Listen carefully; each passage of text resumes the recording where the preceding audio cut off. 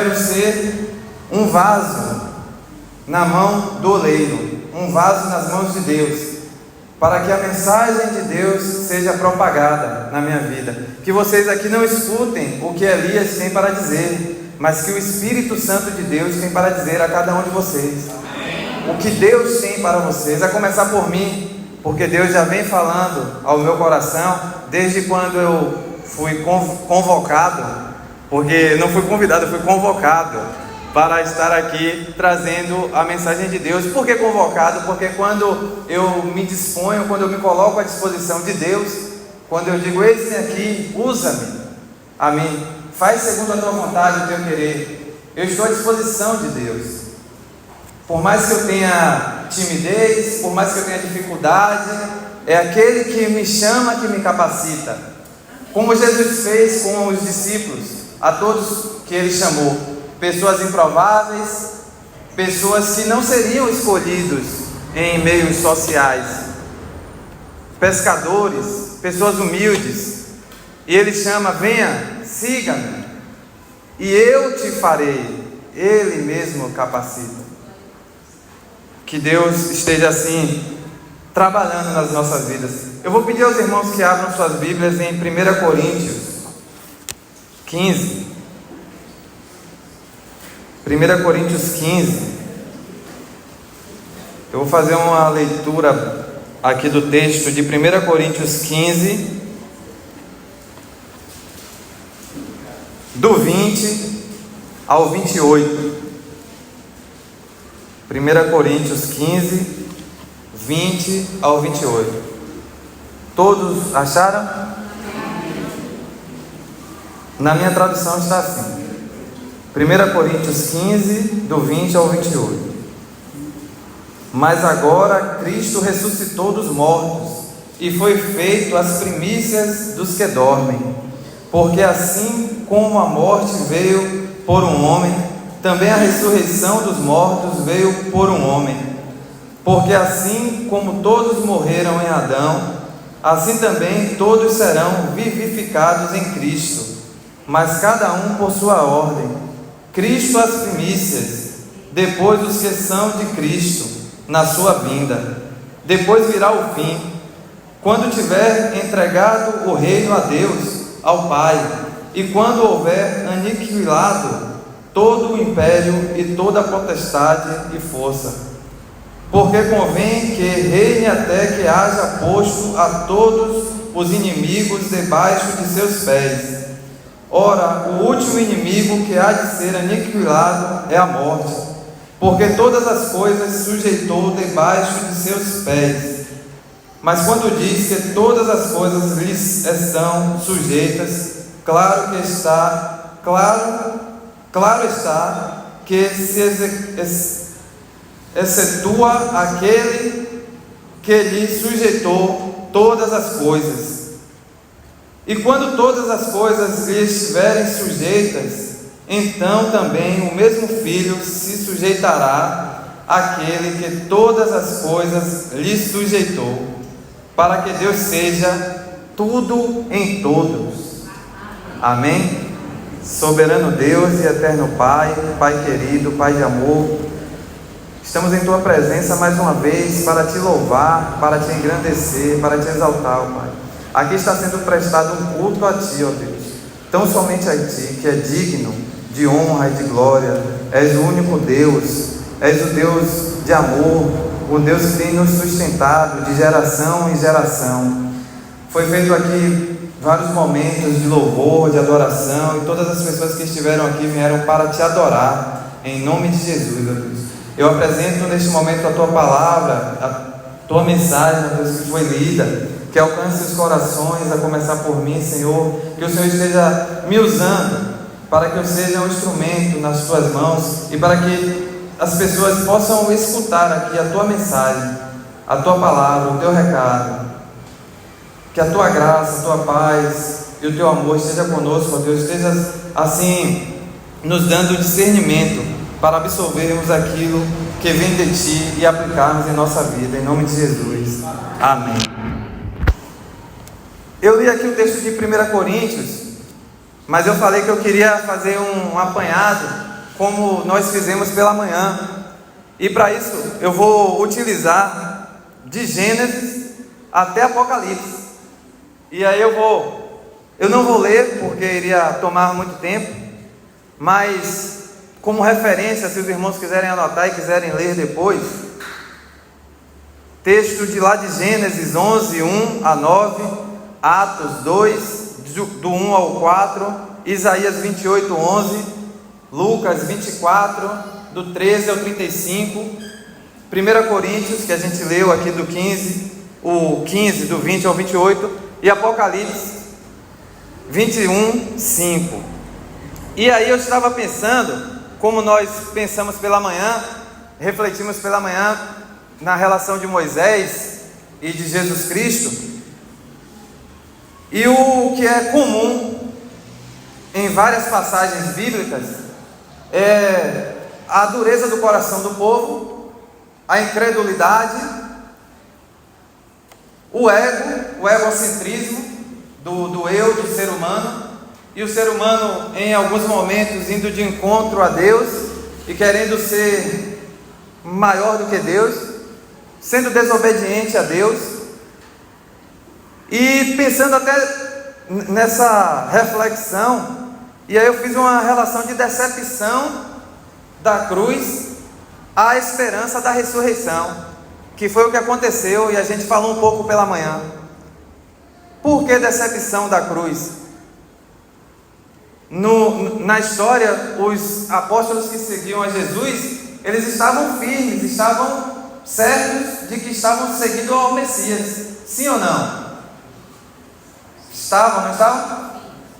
Mas em algum momento eles se decepcionaram. Se nós formos ler a Bíblia e observarmos bem, né, esses momentos, veremos lá que eles negaram a Jesus, se esconderam, fugiram, em uma atitude humana, diante de uma situação de extremo estresse, de medo extremo, que é natural do ser humano. Eles viram ali Jesus que estava com ele, que tinha poder, que era o próprio Deus, que realizou milagres diante deles e diante de outros, ser preso, condenado, ia ser crucificado. Eles tiveram medo. Talvez eles ainda não tivessem entendido claramente que o Messias estava estabelecendo um reino dos céus, como talvez nós não entendamos dessa forma ainda hoje. Talvez nós ainda estejamos esperando um Messias, um rei, que vai fazer com que a minha vida seja plena, com que a minha vida seja boa, com que eu viva bem, com que eu não tenha sofrimento. Talvez nós estejamos adorando um Deus desse, ou querendo um Deus desse hoje, nos dias de hoje. E eles estavam caminhando com o próprio Deus, com Jesus Cristo, e eles não entendiam, é tanto que eles ainda estavam brigando por cargo e posição, por fama. Eu vou ser o do lado direito, eu vou ser o do lado esquerdo. Eles estavam visualizando aquele reinado como se fosse o reinado de Davi, ou de algum outro rei poderoso. E qual é a nossa pretensão hoje? Qual é a nossa oração hoje? É muito mais de gratidão ou muito mais de petição? O que é que a gente faz vindo para a igreja hoje? O que é que nos motiva a vir para a igreja hoje? É adorar a Deus em espírito e em verdade? É servir a Jesus Cristo? Ou vir por vir? Porque vai ter uma bênção para mim nessa noite. Vai ter uma bênção para mim nessa noite. Já tem uma bênção na minha vida desde que eu me converti. Desde o ventre da minha mãe existem bênçãos em minha vida. Mas qual é o meu motivo de servir a Jesus? E Jesus está dando exemplo o tempo todo, e nós temos isso aqui nas nossas mãos. Mas Jesus está mostrando, ó, você quer mesmo seguir? Eu não tenho nem onde reclinar a cabeça. Eu vou ser perseguido, eu vou sofrer. Você vai sofrer pelo meu nome. Você tem certeza que quer me seguir, que quer me servir? mas você tem uma esperança, e a esperança que eu te dou é de vida eterna, é de um reino que não é esse reino, que não é nesse plano, que não é nessa terra, que não é onde as coisas terminam, onde as coisas acabam, onde os ladrões roubam, é onde não há dor, é onde não há sofrimento, é o reino de Deus, para onde todos nós iremos, amém? Mas só vai quem estiver acordado, viu? Amém? Amém. Que estejamos acordados para esse momento e vigilantes. E aí eu queria trazer essa reflexão, como eu falei, do Gênesis ao Apocalipse, fazendo um paralelo aí entre um episódio interessante que aconteceu lá em Gênesis, que é a Torre de Babel, que foi a Torre de Babel. Os irmãos se recordam de que episódio foi esse? Sinaliza assim com a mão, só para recorda, né? Na Torre de Babel, o que foi que aconteceu? Eles queriam construir uma torre alta para chegar até os céus. Onde aconteceu isso e em que momento aconteceu isso? Para aí para pensar um pouquinho. Isso aconteceu um pouco depois do dilúvio. Olha só. Depois de uma aliança que Deus tinha feito e garantido e mostrado e ter marcado lá com arco-íris para Noé, falou: ó, isso aqui é o sinal da minha aliança, que eu não vou mais destruir a terra com água. Depois disso, como o povo é duro de coração, como o povo é egoísta, o povo aqui estava querendo fazer para si uma torre muito alta, em um lugar alto, para que eles fossem lembrados. Eles não queriam ser lembrados como o povo de Deus, não. Eles queriam ser lembrados como o povo que construiu uma torre alta que chegou até o céu. A Torre de Babel, da Babilônia. E o que foi que aconteceu? Deus viu essa arrogância, esse ímpeto deles. Até aí todo mundo falava a mesma língua, todo mundo se comunicava, todo mundo se entendia. Deus falou: opa, espera ainda, vamos confundir todo mundo aí. E aí confundiu todo mundo, e eles se espalharam, e eles tiveram divergência, porque eles não estavam se entendendo mais. Parou aquela construção, aquela obra, e ajudou a espalhar as pessoas, porque era para eles serem feitos somente isso. Passou o dilúvio, era para eles serem povoado a terra, somente isso, povoar a terra. Mas eles fizeram isso, e Deus vai lá e toma uma providência. Em um outro momento histórico, mais à frente, lá em Atos 2, está relacionado à língua também, a idioma, porque lá em Babel foi confundido, em Atos 2 foi entendido pelo poder do Espírito Santo. O que foi que aconteceu lá em Atos 2, os irmãos lembram? Em Atos, a gente lá na Torre de Babel, estávamos vivendo uma outra fase da história do povo de Deus. Tinha terminado, tinha passado o dilúvio, Deus tinha dado uma aliança, e eles estavam vivendo um outro período. Jesus Cristo não tinha vindo ainda. Os irmãos estão conseguindo compreender o raciocínio? Aí aqui na frente em Atos, Jesus Cristo já tinha vindo, já tinha ressuscitado e já tinha enviado o Espírito Santo. E o que é que acontece em Atos 2? Uma inversão nesse evento. Em Atos 2, Deus permite que o Espírito Santo fale através dos seus servos, dos seus discípulos, em um momento, em uma ocasião que era necessário, em um local que era necessário, ali em Jerusalém. Enquanto em Pentecostes foi confundido, enquanto em Babel, lá na Torre de Babel foram confundidos, aqui no Pentecostes, Deus mostrou que a sua vontade quebra todas as barreiras. E se você fizer a leitura lá, vai falar sobre línguas de fogo, línguas como se tivesse dividida, línguas de fogo, então eles viam. E eles começaram a falar, e o povo ficou impressionado, porque cada um entendia no seu idioma. E ali era um local de comércio, era um local que tinha muita gente, era um local que tinha muito religioso. Existiam muitos doutores ali, muitos religiosos ali, de diversas religiões, muitos do povo judeu também ali, que não acreditavam em Jesus, como não acreditam até hoje, porque não acreditam na ressurreição. E eles estavam confusos, eles estavam indignados, querendo saber o porquê daquilo ali, como aquilo ali acontecia, como era possível que aquilo acontecesse. E inclusive diziam até que eles estavam embriagados, eles devem estar embriagados. Mas Pedro se levanta e fala: não tem ninguém embriagado aí, isso só é obra do Espírito Santo de Deus. Que o Espírito Santo de Deus que operava na vida daqueles homens e daquelas mulheres também naquela época. Falando em homens e mulheres, eu vou abrir um parêntese aqui.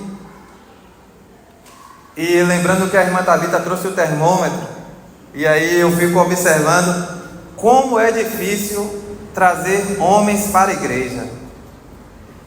Como é difícil trazer homens para um grupo de oração. Eu não vou pedir para levantar a mão não. Não precisa levantar a mão não. Mas eu sei que aqui, nesse momento, tem várias mulheres que estão aqui, só as mulheres, só a mulher. Mas tem a família, tem o esposo, tem o marido. Mas está aqui só a mulher. Tem vários, e você conhece vários. Mas que está aqui só o homem, e tem a esposa em casa, e que só o homem vem para a igreja e a esposa não vem. Tem poucos. Não sei se tem alguém aqui, mas tem pouquíssimos aqui, se tiver. E isso em todas as congregações. Precisamos orar pelas mulheres, orem pelos homens no grupo de oração. Orem por mim também. Orem, porque o inimigo tenta na vida dos homens, porque se destrói a família a partir dos homens. Em alguns estudos feitos por estudiosos que são cristãos, estudiosos cristãos, eles observaram que crianças, quando se convertem a Cristo, tem uma probabilidade de 15% de levar toda a família para a igreja. Uma criança, embaixador do rei, irmão Lúcio ali é firme nesse ministério, é uma bênção de Deus. Que Deus continue fortalecendo e abençoando. Diversos jovens aqui, meninos e meninas, foram alcançados. Tem 15% de chance da família toda vir. É muito bom, porque como Jesus Cristo é o bom pastor, ele está preocupado com uma ovelha que se perde. E por causa dessa uma ovelha, ele deixa as 99 e vai lá. Poderia ser 1%, ele iria continuar fazendo. Poderia acontecer depois o que acontecesse, não importa, ele ia continuar fazendo. Quando uma mulher se converte, é de 10 a 25% de chance da família toda se converter. Mas quando o homem se converte e aceita Jesus como o único e suficiente Salvador, a chance da família toda se converter é de 75 a 95%. Por isso que o inimigo investe nos homens, ataca os homens, porque a família começa a ruir pelos homens, quando o homem é atacado, de diversas formas. Eu não vou entrar nesse assunto agora, porque é um assunto muito extenso, mas eu só queria abrir esse parêntese aí. Estejam orando pelos homens, orem pelos homens da igreja, para que permaneçam firmes e constantes. Ore pela vida do pastor, ore por minha vida. Não precisa orar todos os dias não, mas faça uma oração só no mês. Esse mês, vou orar por Elias esse mês. Pronto, já orei por Elias esse mês, não vou orar mais. Aí deixa para orar no outro mês, ora de novo no outro mês. E é desse Jesus que nós estamos falando. O Jesus que transforma a história, que transforma a história com a sua vida, com a sua morte e com a sua ressurreição, e que transformou o curso da humanidade. Como Deus é bom, Ele mesmo quis se reconciliar com o homem. Deus criou tudo, todas as coisas, inclusive o homem.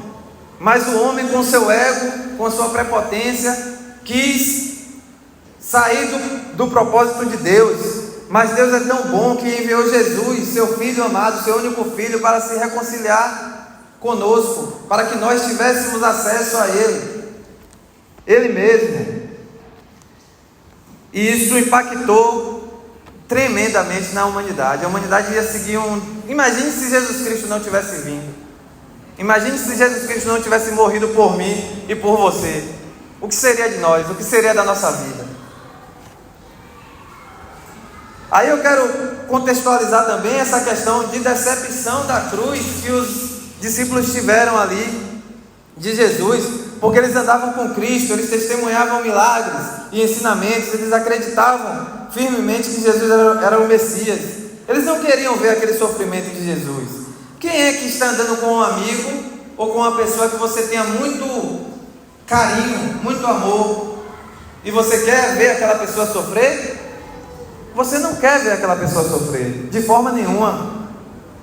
Imagine aí num ambiente de trabalho, você tem alguns amigos, e você sabe que aquele amigo é íntegro, e ele sofre por alguma injustiça no trabalho. Você fica indignado também, você não quer que ele sofra aquela injustiça. E os discípulos aqui se decepcionaram por isso também, porque eles não queriam que Jesus sofresse daquela forma. Eles não estavam entendendo, é humano. É humano, a gente precisa entender também do ponto de vista humano daquele período. Hoje nós temos uma outra percepção, hoje nós vivemos um outro momento, hoje nós temos tudo assim, o véu do tempo se rasgou, nós vemos tudo hoje, nós temos tudo aberto, mas aqueles não tinham. E aí eles voltaram a fazer tudo o que estavam fazendo, voltaram a seguir as suas vidas. Aí, como eu peguei no contexto de Gênesis, e aí estou passeando, não é? Tem lá em Lucas 24, de 13 a 35. Lucas 24, do 13 a 35, é aquela passagem no caminho de Emaús, onde Jesus já tinha ressuscitado, Jesus se apresenta, e eles estavam tão decepcionados, tão envolvidos nas tristezas deles, que Jesus estava conversando com eles, e eles não haviam percebido que Jesus estava ali. E quantas vezes nós também nos sentimos assim, desiludidos, com nossos sonhos e esperanças encerrados. Achamos isso, né? Achamos que acabou tudo, porque não entendemos os planos de Deus na nossa vida. Os planos de Deus são muito maiores do que os nossos. Tenha certeza disso. Tenha certeza disso. E talvez naquele momento que não se realizou algo na nossa vida, seja porque tenhamos um questionamento, uma perda, alguma dificuldade, algum entrave, e aí a gente queria que aquilo acontecesse logo. Eu queria mudar de emprego logo. Eu orei, eu pedi a Deus, eu fiz tudo o que seria necessário aos olhos humanos, e eu queria que mudasse logo. Mas talvez aquele não seja o propósito de Deus para a sua vida, não seja aquilo que Deus quer naquele momento. Então deixe que Deus conduza a sua história, deixa que Deus conduza os seus caminhos, apresenta a Deus todas as coisas, e tudo vai correr de acordo à vontade de Deus, porque a vontade de Deus é o quê? A vontade de Deus é o quê? Boa, perfeita. A vontade de Deus, não é a minha vontade. A minha vontade não é boa, perfeita e agradável. A minha vontade é humana, é imperfeita, e muitas vezes desagradável, até para mim mesmo, porque eu sou egoísta. Eu quero bem para mim mesmo, só para mim mesmo. Mas o que é que eu aprendo aqui com Cristo? O que é que eu aprendo com Jesus? Que Jesus é a água da vida. Ele não é água para Ele mesmo. Ele não é água que Ele mesmo bebe. Ele não é o fruto que Ele mesmo come. Ele é para o outro. Ele é para todos, sem exceção. E eu, muitas vezes, excluo as pessoas por diversas coisas, por diversos preconceitos, por religião também. Mas eu tenho que aprender de Deus, eu tenho que aprender de Jesus Cristo, que é o pão da vida. Não é para se comer. Qual é a árvore boa que dá frutos bons para si mesma? Tem alguma? Eu não conheço, eu desconheço. Tem alguma árvore tipo que ela mesma come os frutos dela? Ou ela dá o fruto para os outros? Eu tenho que viver isso. Eu tenho que viver esse cristianismo. Quando eu digo que eu sou cristão, e aí tem uma canção que fala: o que é que eu estou fazendo se sou cristão? Se Cristo me deu total perdão. Há tanta gente sem lar, sem pão. Há muitos jovens sem salvação. E eu preciso chorar com isso. Se eu sou cristão, eu preciso me entristecer com isso. Porque há muitos jovens sem salvação. Há muitos jovens morrendo. E eu preciso ficar triste com isso se eu sou cristão. Porque se eu sou cristão, eu tenho que alcançar essas pessoas. Eu tenho que ter essa esperança. Eu tenho essa esperança da ressurreição de Jesus Cristo. Eu tenho essa certeza, essa convicção que Jesus ressuscitou e que o Espírito Santo de Deus habita em minha vida. E por isso eu tenho que ir. Eu tenho que alcançar essas outras vidas. Eu tenho que ficar triste em ver que pessoas estão morrendo por isso. Morrendo sem Cristo, sem salvação. Porque ao terceiro dia Jesus ressuscitou. E isso não foi um evento, simplesmente um evento miraculoso. Não foi só uma marca assim da aliança. Não. Cristo venceu a morte. Isso foi uma vitória, isso foi um marco de vitória. Jesus Cristo reinou, triunfou sobre o pecado, sobre a morte. Isso transformou a vida dos discípulos de uma forma extraordinária. E eu falei pela manhã, não sei se todos que estão aqui agora à noite estavam pela manhã, mas eu falei pela manhã dessa transformação, porque para os discípulos mudarem de comportamento como mudaram, não existe explicação, só uma: fé, Espírito Santo de Deus na vida de cada um, o poder de Deus na vida de cada um, só isso que explica. Ninguém explica Deus, a ciência não explica Deus, mas Deus é real, e nós temos provas disso, sim ou não? Alguém que está aqui tem dúvida do poder de Deus? Da manifestação do Espírito Santo de Deus nas nossas vidas e na vida desses irmãos aqui, nesse momento? Porque eles estavam com medo, uma sensação humana de morte, de sofrerem as mesmas coisas, mas logo Jesus ressuscita e o Espírito Santo é com eles, e eles se renovam, se transformam e passam a pregar, a falar de Jesus Cristo, a anunciar o Evangelho com duras penas, porque todos eles sofreram depois por amor a Jesus Cristo, pelo Evangelho. E muitas vezes hoje nós não estamos dispostos a sofrer nem 0,00001% do que eles sofreram aqui pelo Evangelho. Porque muitas vezes nós deixamos de nos comportar ou nos declarar cristão onde nós estamos, porque a maioria não é cristão. ou porque algum amigo vai me olhar com um olhar diferente, ou porque algum colega onde eu trabalho vai fazer gozação comigo porque eu sou cristão. E aí a gente nega Cristo no ambiente. A gente é cristão quando vem para a igreja, quando está na igreja. Mas a ressurreição de Cristo nos ensina a vivermos uma vida firme, uma vida abundante.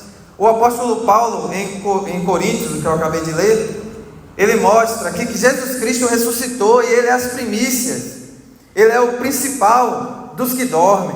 E nós temos essa esperança, porque Ele não apenas venceu a morte para si mesmo, mas venceu para abrir o caminho para nós, para todos nós, para que tenhamos a vida eterna, e a vida eterna em Jesus Cristo. Amém? A ressurreição nos convida a olhar, a termos esse olhar, que é um olhar além das circunstâncias, é olhar à frente, é olhar que Jesus venceu a morte, que Jesus venceu o pecado, que nós não estamos mais debaixo da lei, mas nós estamos debaixo da graça de Cristo, que superabundou e que faz com que hoje eu e você tenha liberdade de adorar a Deus, de adorar a Jesus Cristo, de bendizer o seu nome e dizer: o Espírito Santo de Deus habita na minha vida e habita na sua vida. Olhe para o irmão que está do seu lado e fale: o Espírito Santo de Deus habita na sua vida. Fale forte, fale com firmeza: o Espírito Santo de Deus habita na sua vida. O Espírito Santo de Deus habita na minha vida, porque esse é um chamado para coragem, esse é um chamado para que tenhamos coragem, porque nós precisamos ser corajosos. Para ter fé, é preciso ter coragem, é preciso ter atitude. Isso a ressurreição nos trouxe, isso trouxe para os discípulos, porque é uma sensação de missão. Irmãos, entender que ser cristão é ter uma missão é fundamental para viver Cristo, porque senão a gente fica como é que eu posso falar? Como religiosos que frequentam igrejas, seja ela qual for, seja a religião que for, seja o ambiente que for, seja no país que for, e a gente fica robô, mecânico. Se a gente não tiver essa convicção de missão, de visão do que é ser cristão, e aí a gente vai para a igreja porque é bom, é legal, vou ver pessoas boas, vou terminar o culto, vai ter alguma coisa boa, e aí a gente fica mecânico, repetitivo, e vai, e não frutifica, e não multiplica. Então esse chamado corajoso que Jesus nos dá, Ele promete que daria poder a todos, e esse poder está através do Espírito Santo, que capacita cada um, e que capacitou aqueles irmãos naqueles dias, para que eles fossem testemunhas até os confins da terra. E eles foram testemunhas não só em Jerusalém, mas em toda a Judéia e Galiléia, e até os confins da terra. E a fé que Jesus nos pede, essa fé corajosa, podemos ver lá em Apocalipse 21, 8, onde ele diz que os covardes ou os tímidos no caminho, eles vão se perder no caminho e não irão herdar a vida eterna. Porque crer é um ato de coragem, é uma decisão firme, é uma decisão de fé para viver com Deus, declarar a Jesus como o único e suficiente Salvador, independente da pressão que você sofra, independente da situação, independente do momento. Imagine como foi desafiador, como foi difícil para aqueles irmãos permanecerem firmes e constantes e abundantes de verdade, declarando a Jesus como o único e suficiente Salvador perante uma morte, e uma morte dolorosa. em uma morte na cruz, como Pedro morreu na cruz. E a atitude de Pedro não foi de chorar ou de pedir, implorar pela vida dele, não. A atitude dele foi de regozijo, de alegria, porque ele estava morrendo pelo nome de Jesus Cristo. Ele tinha completado a obra, ele tinha feito a missão dele, e ele pede que seja crucificado de cabeça para baixo, porque ele não merecia morrer igual a Jesus. E eu e você hoje, qual é a minha atitude diante do cristianismo, diante de Cristo, diante da Bíblia, do que nós temos, do que nós professamos, da nossa fé? Eu estou terminando, e eu queria concluir com essa esperança que nós temos. Lá em Apocalipse 21:5 diz assim: eis que faço nova todas as coisas. Deus nos dá essa esperança em Jesus Cristo, porque a ressurreição de Jesus Cristo trouxe-nos essa plenitude do reino. Nós fazemos parte do reino de Deus, e Ele faz nova todas as coisas. O propósito da ressurreição de Cristo vai muito além da nossa vida terrena, muito além mesmo do nosso tempo, que é limitado e que passa rápido. O propósito de Cristo vai muito além disso. O propósito de Deus na nossa vida vai muito além disso. Ele quer enxugar nossas lágrimas, sarar nossas feridas. Ele é o princípio, o meio e o fim. E lá não haverá dor, não haverá lágrimas. A mensagem da cruz e da ressurreição nos lembra que Deus está restaurando todas as coisas. Ele nos chama para sermos parte dessa nova criação, para vivermos com esperança e propósito, sabendo que Ele será tudo em todos. Deus será tudo em todos. Eu queria convidar Van para entoar um louvor neste momento. Queria que você curvasse a sua cabeça, e que, se você entendeu essa mensagem nesta noite, e por algum motivo Jesus te trouxe aqui hoje para fazer parte desse culto, para cultuar a Deus neste lugar. Eu não sei o motivo, Jesus sabe o motivo, o Espírito Santo sabe, e te convida neste momento a fazer parte dessa vida.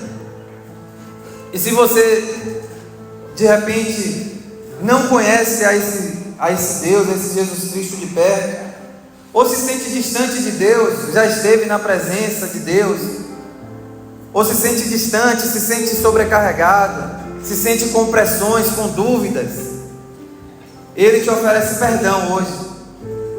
Deus te oferece esse perdão hoje. Ele te chama hoje para uma nova aliança, para uma nova esperança. Entregue a sua vida a Jesus, ou renove esse compromisso que você já tem com Ele. Feche seus olhos e vamos ouvir esse louvor.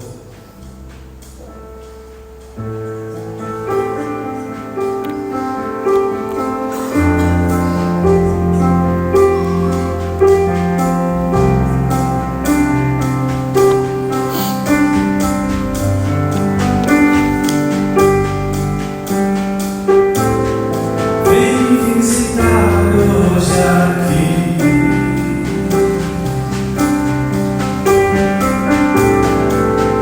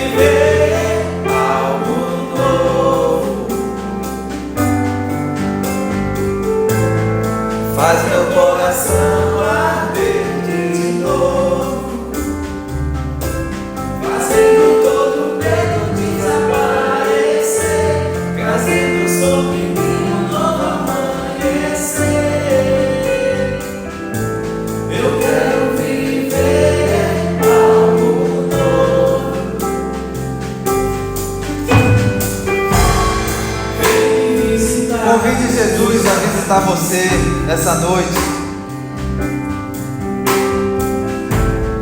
Quero conhecer mais de ti. Deseje conhecê-lo. Convide o Espírito Santo a visitar a sua vida. E Ele vai fazer a transformação necessária na sua vida. Convide a Jesus para morar no seu ser, para ter um novo amanhecer. Eu quero viver algo novo. Faz meu coração arder de novo. Não importa a sua situação, não importa o quão pecador você se sinta, quem te transforma é Jesus Cristo. Ele te chama e Ele te capacita.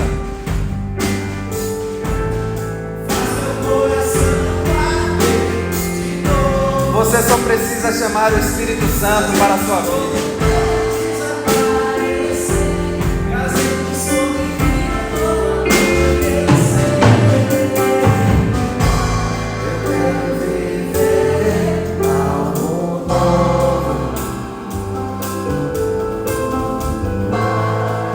Senhor Jesus, estamos aqui, ó Pai, em Teu nome, para Te engrandecer, para Te louvar, para Te adorar. Toda a igreja está orando neste momento.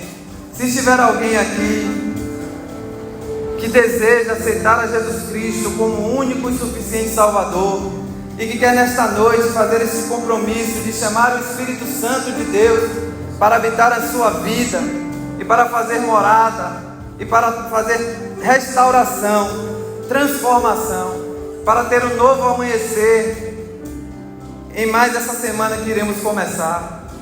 Levante a sua mão, os diáconos estão observando. Só faça um sinal com a sua mão. Se tiver alguém também que quer fazer uma renovação, que entende que estava distante, afastado, mas quer se reconciliar com Deus, aproveite esse momento. Não pense que é porque Elias está ministrando alguma palavra, ou está falando, ou está apelando, ou está chamando. Não. Entenda que é o Espírito Santo de Deus que neste dia, nesta noite, veio e trouxe essa oportunidade, porque Deus concedeu dessa maneira. Nós entendemos que Deus faz de acordo à vontade dEle. Deus usa quem Ele quer usar para a obra dEle, para o ministério dEle. E esse mesmo Deus que fez nova todas as coisas, que faz tudo em todos, está aqui neste momento, neste lugar, fazendo nas nossas vidas. Se você não quer fazer isso agora, em algum outro momento, procure algum irmão, procure alguém que possa lhe aconselhar, que possa lhe direcionar, e que a graça, a paz e o amor de Deus esteja com todos, em nome de Jesus. Vamos orar, encerrando o culto essa noite, e com a oração silenciosa nós estamos encerrando. Soberano Deus e eterno Pai, graças te damos, ó Deus, porque o Senhor falou ao meu coração nesta noite, ó Pai. A Tua palavra foi lida, o Teu Espírito Santo esteve operando aqui. Eu tenho certeza, ó Pai, que ninguém aqui sairá da mesma forma que entrou. Eu não vou sair daqui, ó Deus, da mesma maneira que eu entrei, ó Pai. Todos os dias o Senhor tem me renovado, e eu te louvo por isso, ó Deus.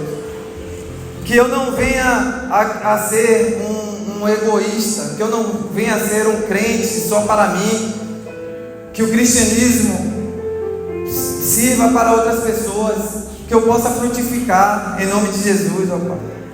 Que o Teu Espírito Santo superabunde em mim para que eu possa transbordar e que outras pessoas possam ser alcançadas por Tua graça e por Teu amor, Deus. Que eu possa me comover com a vida dos jovens que estão sofrendo, que estão morrendo sem Cristo. Tantos jovens, tantos homens, tantas mulheres, ó Deus. Que possamos sair daqui nessa noite regozijados, transformados, e que possamos ter um amanhecer diferente, e que essa semana seja uma semana maravilhosa, que seja uma semana extraordinária, e que possamos perceber o Teu Espírito Santo operando nas nossas vidas essa semana, na vida de cada um aqui, nos seus trabalhos, nos seus lares, que haja transformação nos lares, que o Espírito Santo transforme, e que possamos perceber o Teu agir, o Teu poder nos nossos trabalhos, nos nossos lares, naquelas causas que nós já não achamos que tem mais solução. Que o Senhor entre com providência, Senhor, nessas causas, para que o Teu nome seja glorificado. Em nome de Jesus eu te imploro humildemente, ó Pai, e te agradeço hoje e sempre. Amém. Com oração silenciosa estamos encerrando.